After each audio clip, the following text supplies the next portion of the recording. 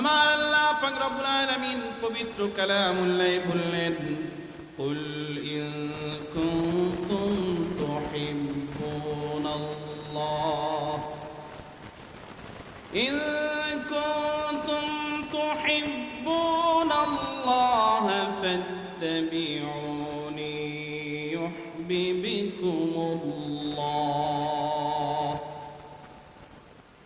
فاتبعوني يحببكم الله ويغفر لكم ذنوبكم والله غفور رحيم। আমার আল্লাহ পাক রব্বুল আলামিন পবিত্র কালামুল্লাহ সূরা আল ইমরানের মধ্যে আমার নবীকে লক্ষ্য করে বললেন, কুল আপনি তাদেরকে বলে দিন, ইন কুনতুম তুহিব্বুনাল্লাহ ফাত্তাবিউনি ইউহিব্বুকুমুল্লাহ। আমার আল্লাহ পাক রব্বুল আলামিন বললেন, নবী গো আমার আপনি বলে দিন, তোমরা যদি আল্লাহ পাক রব্বুল আলামিনকে ভালোবাসো বা ভালোবেসে থাকো, তবে মনে রাখবে তোমরা আমার অনুসরণ করো, তাহলে আল্লাহ তোমাদেরকেও ভালোবাসবে। কথা কার? আমার। এই চার আনি সাদানি কেন্দ্রীয় মসজিদের পাশে যারা আমরা বসে আছি তাদের কথা কথা কার? এরপরে আল্লাহ তাআলা বললেন, তোমরা যদি নবীকে মহব্বত করো, নবীকে অনুসরণ করো। এরপরে আল্লাহ পাক রব্বুল আলামিন সুন্দরভাবে জানিয়ে দিলেন তোমাদের কি হবে, পাপ রাশি ক্ষমা করবেন। তিনি কে? নবীকে ভালোবাসলে, নবীকে অনুসরণ করলে আমার আল্লাহ পাক রব্বুল আলামিনকে পাওয়া যাবে, ঠিক কিনা বল? আর যদি সেটা হয় তাহলে কি হবে? আল্লাহ পাক রব্বুল আলামিন তার পাপ রাশি, তার গুনাহগুলো ক্ষমা করে দেবেন। কন্যা সুবহানাল্লাহ। ওয়াল্লাহু গফুরুর রহিম। আর আল্লাহ পাক রব্বুল আলামিন অতি ক্ষমাশীল, পরম দয়ালু। এ ছিল অর্থ। এর আলোকে আমরা দুটি কথা বলবার চেষ্টা করব। আপনারা শুনতে রাজি আছেন তো? আমরা কিন্তু আগে হাত তুলেছি, কার বাবা আছে কার মা নেই। যাদের বাবা আছে তারাও থাকবেন, যাদের মা আছে তারাও থাকবেন, যাদের মা বাবা নেই তারাও থাকবেন। কারণ এমনও হতে পারে আজকের এই ওসিলায় আল্লাহ পাক রব্বুল আলামিন আমাদের মা বাবাকে মাফ করে দিতে পারেন, পাশাপাশি আমাদেরকেও মাফ করে দিতে পারেন, ঠিক কিনা বলুন? প্রিয় হাজরিন, তাহলে যে কথা বলতেছিলাম যে একটু আমরা দেখি যে রাসূল আকরাম সাল্লাল্লাহু আলাইহি ওয়াসাল্লামকে তার সাহাবীরা কেমন ভালোবাসত। আমরা কি একটু জানতে পারি না? নবীর প্রিয় সাহাবী ছিলেন হযরতে আবু বকর। কি নাম? আওয়াজ দিয়ে বলেন, কি নাম? হযরতে আবু বকর রাদিয়াল্লাহু তাআলা। তিনি যখন ঈমান আনয়ন করেছেন, বন্ধুরা আমার, বাবাজিরা আমার, ভাইরা আমার, ওই সময় কিছু মানুষ তথা প্রায় ৩৯ জনের মতন মানুষ ঈমান আনয়ন করেছেন, ঈমান এনেছেন। হযরতে আবু বকর তিনি নবী মুহাম্মদ রাসূলুল্লাহ সাল্লাল্লাহু আলাইহি ওয়াসাল্লামকে বললেন, ইয়া রাসূলুল্লাহ, ইয়া হাবিবাল্লাহ, আমরা যেন গিয়ে মক্কার কাবা চত্বরে গিয়ে আমরা একটু ইসলামের দাওয়াত দেই, মানুষদেরকে সঠিক পথে নিয়ে আসি। নবী আমার, আপনি অনুমতি দিলে আমরা যাই। কিন্তু রাসূল আকরাম সাল্লাল্লাহু আলাইহি ওয়াসাল্লাম ইসলামের প্রাথমিক যুগে মানুষদেরকে যারা ঈমান এনেছে তাদেরকে লক্ষ্য করে বললেন, শোনো শোনো, এখন নয়, আর কয়েকটা দিন যাক, এরপরে আমরা আমাদের যে কার্যক্রম, আমাদের যে মিশন, সেটা ইনশাআল্লাহ চলবে। কিন্তু হযরতে আবু বকর তিনি স্থির থাকলেন না। ইয়া রাসূলুল্লাহ, অনুমতি দেন, অনুমতি দেন, ইয়া রাসূলুল্লাহ, অনুমতি দেন। রাসূল আকরাম সাল্লাল্লাহু আলাইহি ওয়াসাল্লাম তিনি অনুমতি দিলেন। এরপরে তিনি সকলকে নিয়ে সেখানে উপস্থিত হয়ে গেলেন। এবার হযরতে আবু বকর রাদিয়াল্লাহু তাআলা তিনি সেখানে গিয়ে ইসলামের খুতবা পড়া শুরু করে দিলেন।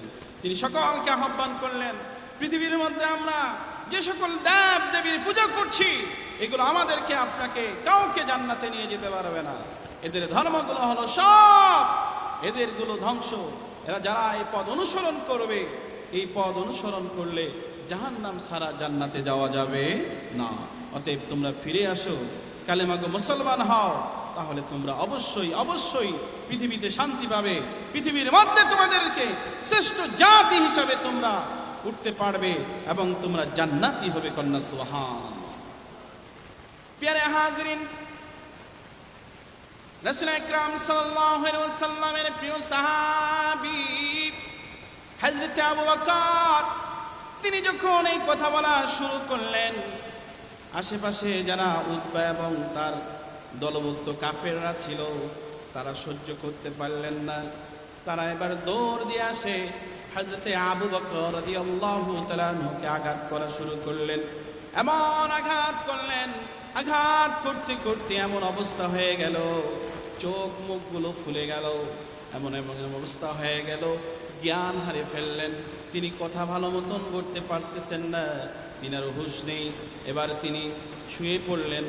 সেই সময় তামিম বংশের যারা ছিলেন তাদের কাছে খবর এসে গেল, নবী রক্তাক্ত, নবীর প্রিয় সাহাবী হযরত আবু বকর রক্তাক্ত অবস্থায় আছে। এবার তারা দ্রুত গতিতে ছুটে আসলেন, তার সেখানে প্রাথমিকভাবে খোঁজ খবর নিয়ে তাকে কোনো রকমভাবে বাসায় নিয়ে গেলেন। বাসায় নিয়ে যাওয়ার পরে তাকে বাসায় রাখলেন। রাখার পরে বললেন যে তার আম্মাজানকে বললেন তার একটু ট্রিটমেন্ট করেন এবং খাবার, যদি তার জ্ঞান ফিরে যায়। ঠিক কিছুক্ষণ পরে আবার জ্ঞান ফিরে গেল। এবার তামিম বংশের যারা ছিল তাদের সামনেই হযরত আবু বকর ঘোষণা করলেন, আমার জবান ফিরেছে। জবান ফেরার প্রথম যে বাক্যটা সেটা হলো, শুনো শুনো, আমার নবী উম্মতের কান্ডারি হযরত মুহাম্মদ রাসূলুল্লাহ সাল্লাল্লাহু আলাইহি ওয়াসাল্লাম কেমন আছে একটু জানতে চায়। নবীর প্রেম, নবীর ভালোবাসা তাদের মধ্যে কেমন ছিল। বাবাজিরা আমার, ভাইরা আমার, হযরত আবু বকর যখন একটু জ্ঞান ফেরার পরে কথা বলল, তখন তামিম বংশ এবং আশেপাশে যারা ছিল তারা হযরত আবু বকরকে লক্ষ্য করে বলল, রে আবু বকর, যার দাওয়াত নিয়ে তুমি সেখানে গিয়ে অপমানিত হলে, তোমার জ্ঞান হারিয়ে গিয়েছে, রে আবু বকর, তোমার কাছে তোমার কি একটু লজ্জাও লাগে না? তুমি কেন সেই মুহাম্মদের কথা বারবার বলো? কিন্তু হযরত আবু বকর নবীর প্রেম, নবীর ইশক, তিনি বারবার একই কথা বলছেন, আমি আমার নবী কেমন আছে, আমি একটু নবীর খবর নিতে চাই। কন্যা সুবহানাল্লাহ। প্রিয় হাজরিন, কথা আমাদের কি, কুল ইন কুনতুম তুহিব্বুনাল্লাহ ফাত্তাবিউনি ইউহিব্বুকুমুল্লাহ। কথা কি বুঝতে পেরেছি? প্রিয় হাজরিন, এবার যখন বাসায় রেখে তারা চলে যাচ্ছেন, তারা হযরত আবু বকর রাদিয়াল্লাহু তাআলা আনহুর আম্মাজানকে বলে গেলেন যে সে হুঁশ ফিরেছে, তার একটু প্রাথমিক পর্যায়ে তার একটু সুস্থতার জন্য যা যা প্রয়োজন সেটা করার পরে তার জন্য খাবার একটু তৈরি করে খাবারের ব্যবস্থা করবেন। এ বলে তারা চলে গেল। এবার হযরত আবু বকরের আম্মা, তিনি হযরত আবু বকরকে বললেন, আবু বকর, তোমার জন্য খাবার রেডি করেছি, খাবারটুকু তুমি খাও। এবার আবু বকর রাদিয়াল্লাহু তাআলা তিনি বললেন, আম্মাজান, আমি খাবো না যতক্ষণ না পর্যন্ত আমার মায়ার নবী, দয়ার নবী, উম্মতের কান্ডারি হযরত মুহাম্মদ রাসূলুল্লাহ সাল্লাল্লাহু আলাইহি ওয়াসাল্লামের সাক্ষাৎ হবে না এবং তাকে আমি দেখব না, ততক্ষণ পর্যন্ত আমার এক লোকমাও খাবার ঢুকবে না। রে বাবাজিরা আমার, ভাইরা আমার, নবীর প্রেম, নবীর ভালোবাসা কেমন। হযরত আবু বকর এই কথা যখন তার আম্মাজানকে বলেই ফেললেন, তিনি চিন্তিত হয়ে গেলেন, এমন কসম খেয়ে ফেললেন, এমন অবস্থা, এখন আমার করণীয় কি? এবার তিনি বললেন, আম্মাজান, নবীর যদি খবর নিতে চান তাহলে ওমরের বোন উম্মে জামিলের কাছে আপনি একটু খবর নেন, তাহলে আমার মায়ার নবীর, দয়ার নবীর খবরটা আপনি পেয়ে যাবে। প্রিয় হাজরিন, উম্মে জামিল তার কাছে, বেচারি মা, সন্তানের প্রতি তো সবচেয়ে দয়াবান হয় মা, ঠিক কিনা বলে? রাত্রে এই শীতকাল এসেছে, এই সময় আপনি আমি যখন ছোট ছিলাম বা এখনো আমরা খেয়াল করি, দেখবেন পরিবারের মধ্যে দেখা যায় যেটা, সেটা হলো যে কোনো মা তার সন্তান যখন রাতে প্রস্রাব করে দেয়, অনেক সময় বাবারা কিন্তু রাগ করে কি না? কিন্তু মা, পৃথিবীর মধ্যে মা এমন একটা শব্দ, এমন একটা বাক্য, এমন একটা ভালোবাসা এর মধ্যে লুকায়িত আছে, যার কারণে রাসূল আকরাম সাল্লাল্লাহু আলাইহি ওয়াসাল্লাম তিনি আজ থেকে 1000 বছর আগে বলেছেন, কার খেদমত করবে তোমার আমার, কার খেদমত করবে তোমার মায়ের, কার খেদমত তোমার মায়ের, এরপর বলছেন কার খেদমত, তারপর বলছে বাবার কন্যা। সুবহানাল্লাহ। কারণ এই পৃথিবীর মধ্যে আমার আপনার মা যে কষ্ট করেছে, এই কষ্ট বাবা সম্ভবত করা সম্ভব হতো, যে কষ্টটুকু মা করে। প্রিয় হাজিরিন, এই জন্য আমরা যারা এসেছি সবসময় খেয়াল করব, আমরা যেন সব সময় আমরা মা বাবার খেদমত করতে পারি। আল্লাহ আমাদের সকলকে কবুল করুন, বলো আমিন।